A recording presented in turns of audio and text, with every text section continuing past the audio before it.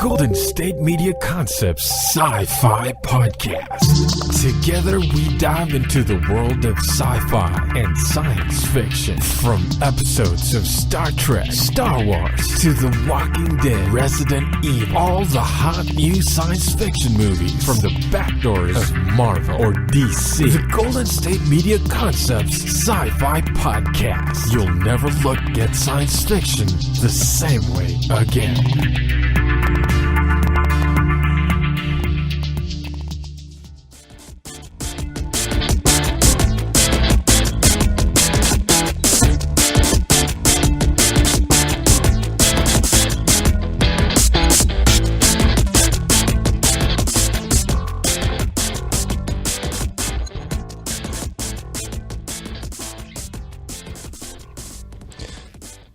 Hello there, everybody. This is Jay Snook from the GSMC Sci-Fi Podcast, brought to you by the GSMC Podcast Network, bringing you another exciting episode of Sci-Fi News. So, there was some really good sci-fi news this week, so let's just get started. So, the first big bit of news is New York Comic Con happened like about a week or so ago. And there was a big announcement there for Voltron Legendary Defender. Now, if you haven't watched Voltron Legendary Defender, first of all, I highly recommend it. I've been able to watch every season, and I've really liked it so far. It's had a few little bumps here and there, but overall, it's been a really good show that I've really enjoyed. I've gotten to meet the cast a couple of times. They're really cool people. They're really kind. And they're all really excited for the show and being on the show. And many of them are fans of Voltron who have watched the previous iterations too. So, yeah, and it's had a good run so far. It's been on Netflix. DreamWorks Animation has been behind it, and a lot has happened. You know, the Paladins have left Earth. They've met Alteans and worked with some of them. They've fought the Galra Empire many different times, in many different ways, and the story has grown and evolved in the time this show has been on. And last season, in my opinion, was probably one of the best seasons of this show I've ever seen. Now, for those that don't know, this show started off with like 13 episodes for the first few seasons, then around season 3 or 4, they decided to split it down the middle and just do one season of 6 episodes, one season of 7 episodes. Now, this was probably done to extend, the life of the show, which I guess I get, but it did make some seasons stronger than others because of that. This last season, they decided, hey, no, let's just go back to the 13-episode format, and it worked really well for them. For those who haven't watched it yet, the basic thing that happens is the season before that, the Paladins had been zapped into this weird kind of like quintessence field with Prince Lotor. And those that don't know, quintessence is a really powerful energy source that the Galra have been using, and it's almost like a life force of planets, in a manner of speaking. And when they come back, they think, oh no, time has passed. Well, it turns out like 2-3 years have passed. So a lot has changed in the time they were gone. A lot of people thought they were dead, right? They thought, well, the Paladins are gone, Voltron's gone, all hope of being the Galra is gone. And the Galra has kind of faced a few, ups and downs in this time period too. So what ended up happening was they come back, they find out Earth has been invaded by the Galra. And it's one of their biggest fights yet, because they have to find a way to, save Earth and, pretty much stop the Galra from, from pretty much destroying the planet, which they're very close to doing, by the way, when they first get there. So, after all that wonderful backstory, all we got at New York Comic Con was a teaser, but it does let you know this is the final season of this show. Now, I'm a little torn about this. A part of me would like to see a little bit more. But at the same time, how this last season ended, it only has about 1 or 2 more seasons in it. So we basically see in this teaser a little bit of where they've been, a little bit of where they've come from, how they've grown and evolved themselves. And in this time period, of course, Team Voltron has changed a few times. There was some seasons where, Shiro was the Black Lion. And then that, position went to other members of Team Voltron. And again, some of the paladins have changed over time too, because they've had, little missions come like, hey, they have to go take care of this, or they have to go take care of that. Keith joined the Blades of Memora. At one time, that was going on. Shira was believed to have disappeared or died at one time, so that's why that dynamic changed for a bit. Princess, I want to say, I don't remember her name, but the Altean princess, she, controls one of the lions now, and Voltron has realized that they've, in many ways are much more powerful than they were in the beginning, but at the same time, their enemies have gotten stronger too, so it makes perfect sense. Now, at the end of this trailer, or this teaser, I should say, we find out, that, they need to try to basically stop, the Galra once and for all, and there's a faction of the Galra that are really powerful, really power-hungry, and really want to take over the galaxy. So, stopping them is going to take everything this team has, and then some. That's just the way it is. And it's going to be their biggest battle yet, because it is the final season. And it's their last chance, really, to stop the Galra once and for all. For those that don't know, the Galra have been in control of the galaxy for, I want to say, about 10,000 years. And they own, until Team Voltron and the Voltron Coalition came around, they were in control of a big chunk of the galaxy.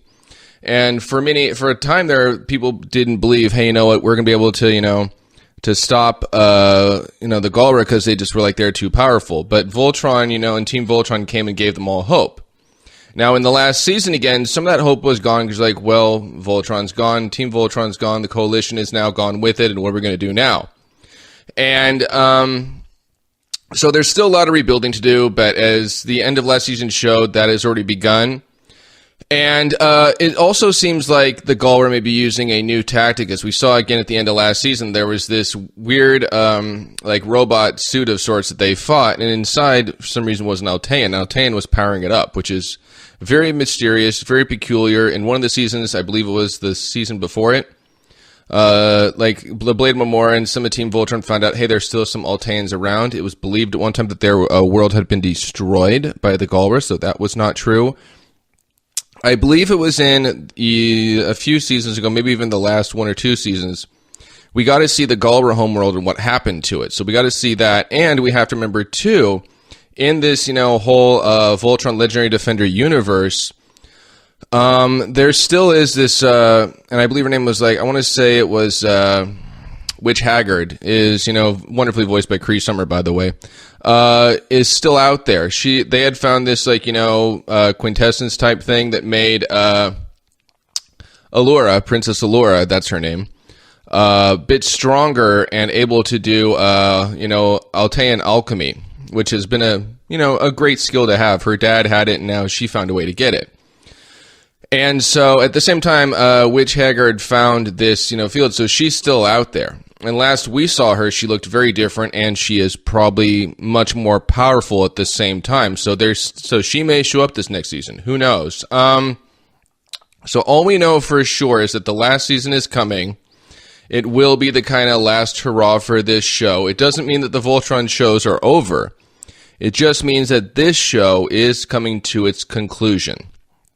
And like I said, a part of me is a little bummed that this is happening, but another part of me is like, hey, you know what? It is probably a good time, because I have watched mini shows. If you've listened to any of these episodes, I've watched mini shows.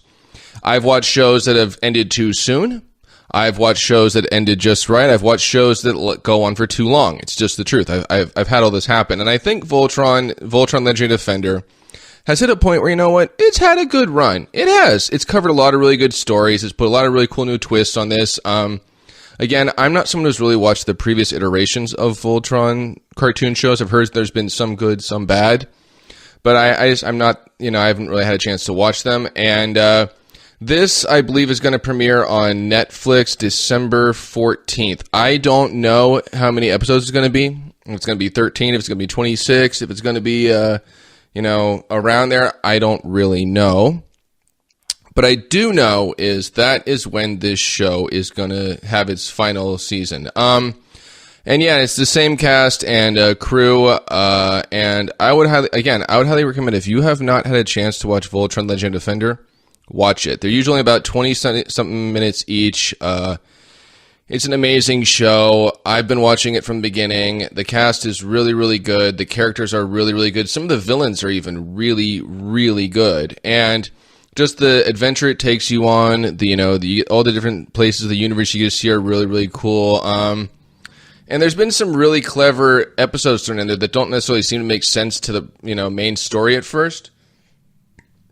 But they actually do make perfect sense if you really take a look at it. So, yeah, again, I'd highly recommend it. And I want to personally thank DreamWorks Animation and Joaquim Dos Santos, and I think it's Lauren Montgomery, for making this show and making it as good as it is. And, and I hope they get to do stuff in the future on Netflix. I really do, because I think they did an amazing job with the show. They took a show that, again, has been redone a number of times and made it their own, but it made sure to stay true to the characters. And I've heard fans across the board really, really like it. They've really embraced it and really enjoy it. So, again, check that out, and you can watch the teaser trailer for that on YouTube.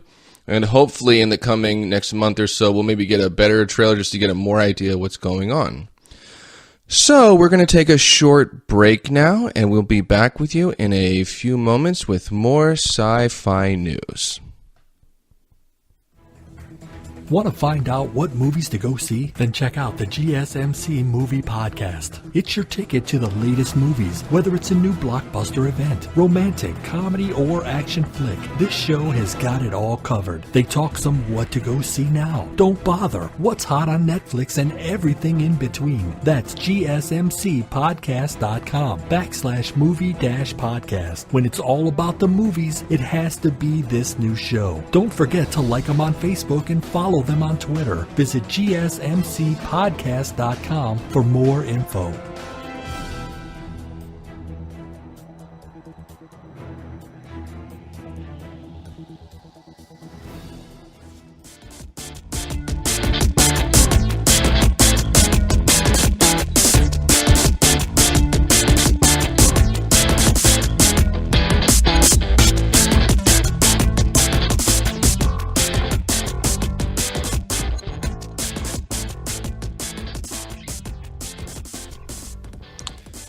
Hello there, everybody. This is Jay Snook again, back with some more sci-fi news just for you. So, I was actually originally going to talk about something else in this part of the episode, but something happened this week that was a really big deal, and I think it was really kind of hard to pass up and not cover it. So, if you don't know, Netflix has had a number of Marvel shows lately. They've done a lot of them. They did Daredevil, which I think is still one of the better shows they have done. It's on its third season, which actually comes out this next Friday, by the way, on Netflix. They've done Jessica Jones, which to me was a not as well-known character. She was really good. She's going to get a third season of that show. That they're going to do a third season of that. Luke Cage, which was a really good show, started really good, and the second season of that show is absolutely amazing. I would highly recommend it. And even Punisher, even though it was a little bumpy, overall I really enjoyed it and thought it was a really, really good show. So they've done a lot of Marvel shows, and usually fans have really embraced these Marvel shows. They really like them. They really enjoy them. Like I've said, they introduce characters that aren't necessarily as well known as characters, like Spider-Man. People know. The Avengers, Iron Man, there's been iterations of those where people know those characters. People are familiar with those characters. A lot of people, a lot of different ages and generations really enjoy those characters. And like I said, some of these characters we got in the past, like Daredevil, we'd gotten a movie before with Ben Affleck that wasn't bad, but it was not the amazing movie that I think fans hoped it was going to be. It just wasn't. It was missing certain things that just didn't make it this amazing, movie. This movie that, fans remember and love and really enjoy and just go nuts for. It's just not the way it is. And Punisher is the same thing. Punisher, was they actually did two movies. One was better than the other, but it didn't do as well as people hoped. It didn't, really do as much just the character as people had hoped. It was kind of a disappointing, film. It just was. And I've seen both of these, and I do agree they were just bummers. They weren't as well as they should have been, and they just, could have been better. Could have been worse, but could have been better. So when Netflix said, hey, we're going to do a Daredevil show, like many fans, I was like, I don't know if you should. That's a good idea. That may, end up blowing up in your faces. That's just what might happen. But of course, when we saw this show, it used a lot of newcomers. Vincent D'Onofrio is Kingpin, who is amazing as that character, by the way. And really, just kind of redid the character, remade the character in a way that fans young and old, as far as I've heard, really, really like. And one show that they chose to do that just was really just kind of a mess is Iron Fist. Now, again, this is a character that I don't know a lot about. I'm not like, oh yeah, Iron Fist, I know this and that and then whatever. No, I don't really know much about it. And I watched this, first season, and I was just like, man, this is a mess. Now, why was it a mess? There's a couple reasons. For starters, it didn't really have that good of an origin story for the character. Not really. It didn't have a strong villain. And most of these Marvel shows on Netflix do. They have a villain that, is strong, is evil, has, a lot of power, real threat to the city. And Iron Fist Season 1, for whatever reason, just was missing this entirely. It just was. The cast was all right, but they weren't even really that mind-blowing. They just weren't so, it was so weird because, again, it came out, after, I want to say it came out after, definitely after Daredevil. I want to say after either Jessica Jones or Luke Cage. It might have come out after both of those. So they had done a number of good shows. They had done a number of shows where fans were like, okay, we really like this show. This is amazing. They were begging for season 2s, which all these shows have gotten by then. And it just did an amazing job telling these characters and building this really cool shared universe. And even when they did Defenders, the weakest thing about Defenders was Iron Fist. It just was. It wasn't, this it was the weakest chain in this whole entire thing. And so when, like many people, when I was at Comic-Con, they're like, oh, we're going to do a season 2. I'm like, I don't know if you should do a season 2. But when they showed footage for it, I was like, okay, you have my attention. I not only was I excited for this season, I was blown away by this season. You could just tell from the clips they showed us that, they must have learned from their mistake from season 1, which I always applaud. I'm like, hey, if you learn, okay, we messed up in season 1, our bad, here's season 2. It's got a main villain, which is Davos. It introduces a new character, Typhoid Mary. Iron Fist is going through his own, issues after, of course, what happened in Defenders, where we believe that, Matt Murdock, Daredevil, was killed, right? So he thinks, okay, I have to be the Protector of New York now because the Protector of New York and Hell's Kitchen is gone. So that's going on. And, Davos, which we did meet in season 1, but even in that he was kind of weak, is a lot stronger in this season. And we just got, all around just stronger stories, stronger characters, stronger villains. And there was a lot of cool twists and turns as the season went along. I believe it was just 10 episodes to the usual 13, but it was pretty much like a 180. When I watched this season, I was like, wow, I really, really liked this season. And a lot of fans, I think, who did give season 2 a chance, really, really liked it. So, after talking all this, how does this all play into what I'm going to be talking about? So, what happened only a couple days ago, maybe Thursday or Friday, was they announced that they have canceled Iron Fist. And I don't know about other fans, but me, I was like, oh my God, really? You really canceled that show? And it's weird because Netflix doesn't usually cancel shows, especially when a show gets, more than 2 seasons. And the season was so good, and how it ends, I was like, man, I can't wait to see more. And this was a shock. And another thing I read online that was kind of messed up too, and Hollywood, stop doing this. This is bad, for shame. Is supposedly they didn't tell the cast, before it got announced online that, oh yeah, the show's canceled. It's like, why would you do that? So, that's right, this show is canceled. That means no more Iron Fist. That means those who watched season 2 and like me couldn't wait for season 3, we're not going to get a season 3. Now, does this mean that, Iron Fist is gone? We'll never see Iron Fist again? I don't think so. And here's a few reasons why. For starters, there could now, maybe it'll finally leave room for a Defender season 2, which again, if they learn from the mistake of season 1, it could be really good. We've seen Danny Rand show up a little bit on Luke Cage, so there could be crossover there. And I want to say that, like, they've shown up a little bit on other shows too, like Jessica Jones and Daredevil, so there's always the possibility that could happen.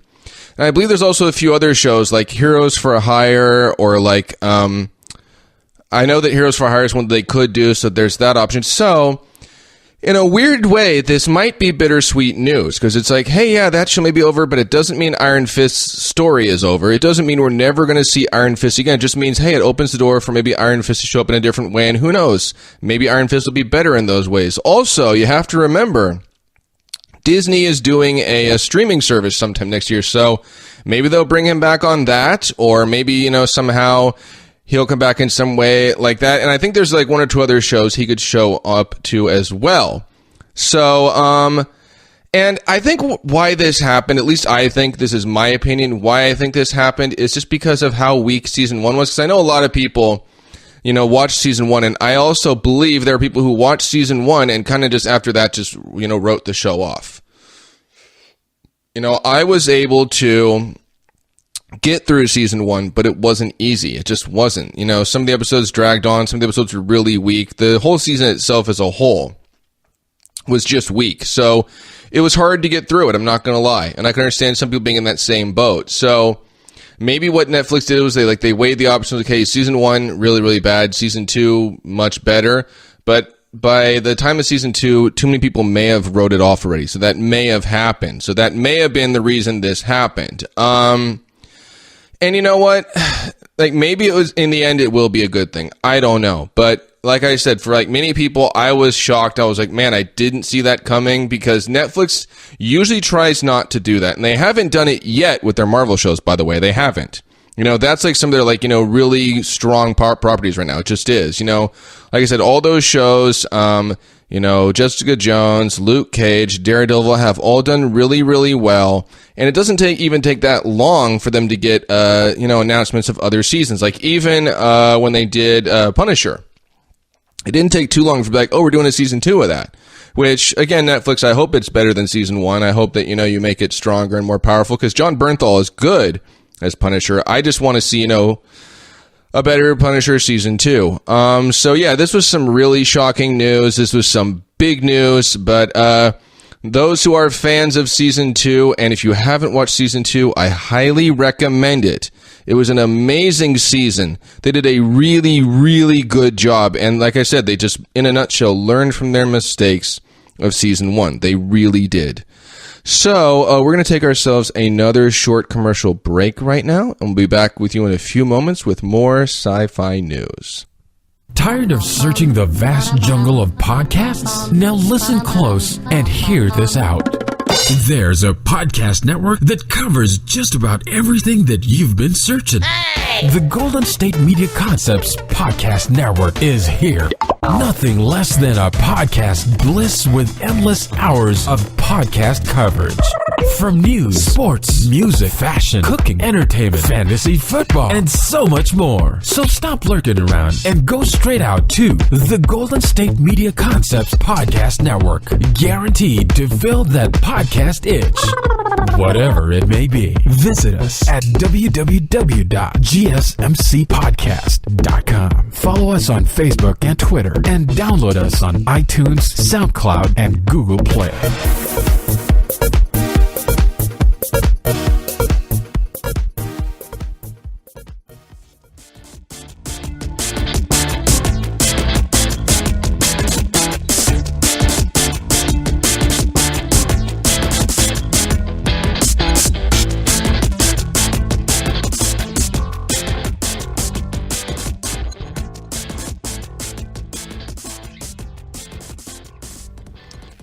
Hello there, everybody. This is Jay Snook back with you again for more sci-fi news. So, the last bit of news here is about a new trailer we got. Again, in just the last couple of days, maybe or in the last week or so. And before we get into it, I'm just going to go into a little bit of history about its director. And once I talk about its director a bit, you'll probably understand what I'm talking about. So, M. Night Shyamalan. There are people who love M. Night Shyamalan. They love his movies. They think he's this great director who, just does gold, I think, with everything he does. I am not one of those people. Now, I've seen some really good things he's done. I have. but I've seen some really bad films he's done too. One example that comes to my mind is The Visit, which tried to be like one of those, like, let's do like, it's almost like it was two kids doing a video of, hey, they're visiting their grandparents, and I thought it was boring, I thought it was dumb, I thought it was painful to watch, so I really didn't like that movie. I was very disappointed in that movie, and frankly, almost like turned myself away from M. Night Shyamalan just because of that movie. But he did about a year or two ago a movie called Split. I decided to give this movie a chance. I was like, you know what, we'll try it. And I will say, I was really blown away by this movie. Now, before I get into what I thought of this movie, I haven't watched much of his films either. I haven't watched Unbreakable. There's a lot of movies he's done that I just haven't had a chance to watch. I really haven't. So to be fair, I haven't watched many of his films either. But before I watched Split, the last movie I saw before that, I was really disappointed and really not blown away, and really just thought, this is a terrible film. But so Split basically has James McAvoy is in this film as a character that's got 23 different personalities, and as the film is going on, you get to meet more of his personalities, more of his, kind of dominant personalities. And there's supposedly some, like, rumor of a new personality just called the Beast, right? That's what it's supposedly called. And as the film progresses, we get to meet said character or said personality, and we find out it's, much more than it was ever believed it was going to be, right? He has some girls held captive. We find out at the end of the film, okay, And there was a really cool little thing at the end of the credits where you see Bruce Willis, who was in a little film called Unbreakable with M. Night Shyamalan many years ago and with Samuel L. Jackson. And so it's showing that, like, these two, films are kind of in the same universe. They're going to go together. And so at Comic-Con this year, I had decided, you know what, I'm going to just go into Hall H. I'll check out because they're going to do a, world premiere trailer for Glass. And I didn't know, much about the film. I didn't know much about the characters, but I was there for the first trailer, and I have to say, I was really blown away. Sadly, James McAvoy wasn't able to be there. He was under the weather, I believe, or he was shooting something else somewhere. I believe one of those two things were going on, so he wasn't able to make it, but there was Bruce Willis there, M. Night Shyamalan was there, Samuel L. Jackson was there. He talked about, he was so glad that, people liked the film so much, and that Bruce Willis, had been a, kind of like someone who had really, believed in him from the beginning. And also, about where, he had waited until Comic-Con to show that. She's like, this is just the right place to premiere this trailer. And the trailer is absolutely amazing, by the way. And this is probably one of the first M. Night Shyamalan films I can think of. I'm like, oh my God, I really want to see this movie. This movie looks absolutely amazing, because we get to see that there's a doctor that's taking care of, Bruce Willis's character, Samuel L. Jackson's character, and James McAvoy's character, right? That's what's going on. They're all in, I think, some kind of special hospital for supposedly superpowered people, because Bruce Willis's character believes he is unbreakable. I mean, like, he could, get into any kind of accident and he's not going to break any bone in his body. This is because supposedly in Unbreakable, from what I've heard, there's a giant train crash that happens and everybody dies except him, and he's going to have a scratch on him. Now, supposedly Samuel L. Jackson's character, named Elijah, is the exact opposite. He breaks bones really, really easily. He's the opposite of Bruce Willis in every way. And of course, again, James McAvoy's character has his own things going on, right? So we got to see in the first trailer, of what they think of themselves, how they kind of are, and that I guess Elijah wants to try to build an alliance with the Beast, right? So we see that. We get to see that Bruce Willis's character is going to try to be a superhero. And so we got a new trailer for this movie.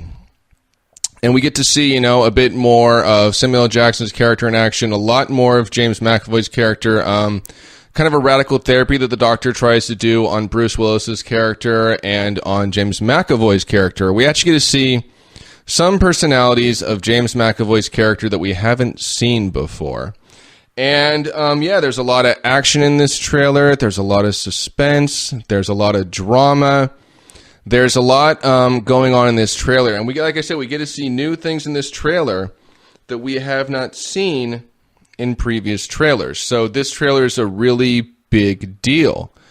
And I have to say, I can't say that, like, I am now, like, I believe in M. Night Shyamalan and everything he does, and I think he touches, gold, everything he does. I don't think so. I can't say that. I'm not really there yet. But I will say that I am intrigued by this film. I really am. I'm getting excited for this film. I want to see this film, and I think this film is going to do really, really well. I think it's safe to say, just from what I've seen of it so far, I think it might be some of his best work yet. I really do. I mean, just getting to see these, three characters come together, and we get to see more of the Beast, too, in this trailer that I don't believe we saw as much of in the last trailer. And, and so, this doctor is going to play a big part in this film, and there's just a lot going on in this trailer, and it looks like the main bad guy is going to be Elijah, which is interesting because, again, Elijah is Samuel L. Jackson. That's the character that, he's in a wheelchair because, he just, he breaks bones easily. He just does. I think we actually get to see his mom in this, too, which is kind of interesting, I think. I don't know if it's actually his mom or if it's a caregiver, but we do get to see that, which is interesting in this trailer.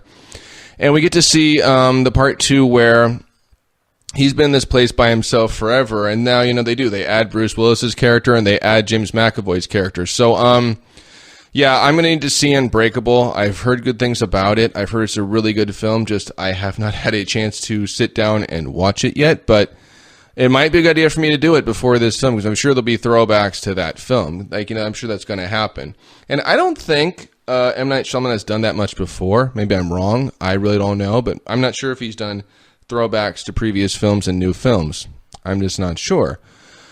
But if you are a fan of M. Night Shyamalan, I'd totally recommend you watch this trailer. This actually comes out, I want to say, early part of next year. I don't know when. I want to say in either January or February or something like that. But I'm not really 100% sure, to be honest. But I would definitely recommend check out this trailer. This trailer is pretty amazing. I'm really excited for it, and I think this movie is going to be a really, really good movie. I would totally I think it's going to be his best work yet. I really mean that. And I think he deserves it. He's done a lot of films, and I think he's only done a couple films that have really kind of been really big like this. And this film is going to be one of those films. So, I don't know if I have much more else to say about besides just check out the trailer. And like I said, there's a lot going on in said trailer, and I would just highly recommend it. I think it's going to be a pretty amazing movie, really. I really do mean that. So, other than that, that's all we have for this episode. I hope you've enjoyed all the stuff I've told you, and other than that, have yourself a wonderful rest of the day, and talk to you all, and we'll be back with another episode, and have a wonderful rest of the day. You've been listening to the Golden State Media Concepts Sci-Fi Podcast, part of the Golden State Media Concepts Podcast Network. You can find this show and others like it at www.gsmcpodcast.com. Download our podcast on iTunes, Stitcher, SoundCloud, and Google Play. Just type in GSMC to find all the shows from the Golden State Media Concepts Podcast Network, from movies to music, from sports to entertainment, and even weird news. You can also follow us on Twitter and on Facebook. Thank you, and we hope you have enjoyed today's program.